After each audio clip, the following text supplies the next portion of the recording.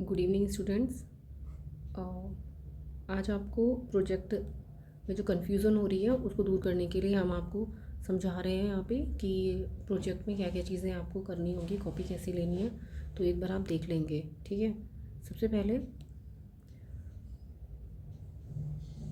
Starting में जब आप कॉपी लेंगे, कोई भी कॉपी 50 पेज की, दोनों तरफ लाइनिंग हो सकती हैं या दोनों तरफ लाइनिंग नहीं हो सकती। आप एक तरफ लिखना चाहते हैं आप एक तरफ लिख सकते हैं, दोनों साइड लिखना चाहते हैं दोनों साइड लिख सकते हैं। सबसे पहले आपको पॉइंट नंबर 1 ये होगा कि आपको कॉपी में 6 पेज शुरू में छोड़ने होंगे, ठीक है। 6 पेज छोड़कर लिखना है।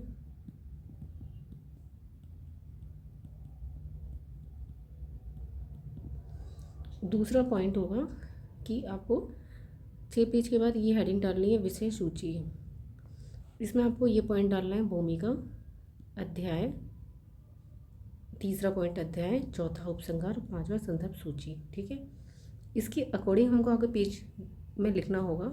जैसे पहला पॉइंट आपको भूमिका दिया हुआ है तो आपको भूमिका इस तरह हेडिंग डलेगी। सबसे पहले आप इसे यहाँ कॉपी नहीं करेंगे, आप इसको समझेंगे, सिर्फ ऐसे भूमिका हेडिंग डालेंगे, बाकी का आप लिखना शुरू कर देंगे इस तरीके से, ठीक है। आगे देखते हैं। दूसरा अध्याय है आपका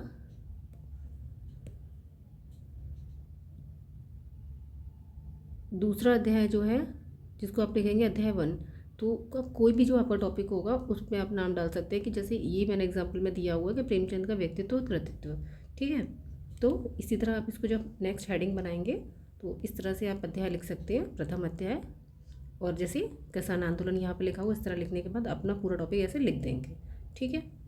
नेक्स्ट देखते हैं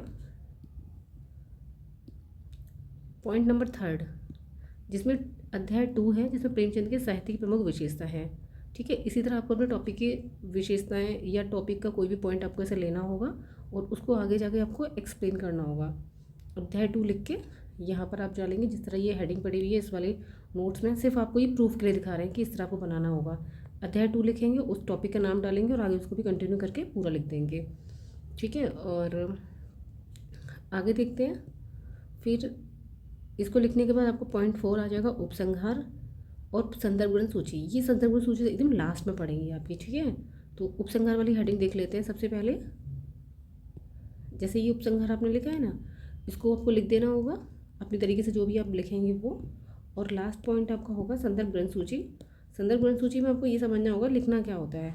तो जैसे किसी बुक का नाम लिखा, ठीक है। जैसे ये नोट्स है, इसको देख लेते हैं। इस पाठिका किसान विशेषांक है, ये गलत लिखा है, विशेषांक होगा, ठीक है। तो संपादक किसने किया उनका नाम लिखना है, बुक का नाम, संपादक का नाम, बुक का नाम, संपादक का नाम, साथ में किस पेज नंबर से लिया गया है, आपको इतना ध्यान ज़रूर रखना होगा, ठीक है।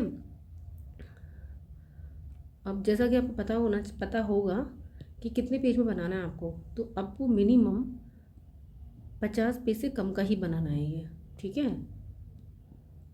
50 पेज से कम का ही बनाना है।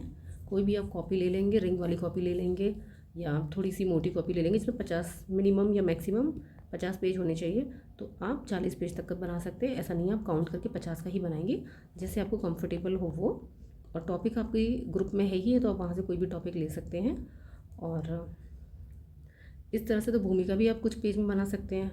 जैसे भूमिका आपने बनाई 7 पेज की, इसी तरह से पहला अध्याय आपने लिखा 7 पेज का, दूसरा अध्याय आपने लिखा 7 पेज का, तीसरा उपसंहार आपने लिख दिया 10 पेज का, और संदर्भ ग्रंथ सूची। इस तरह आपका मोटी 35 से 40 पेज में आपका हो जाएगा। तो 50 से कम ही रहेगा, इतना आप कीजिएगा।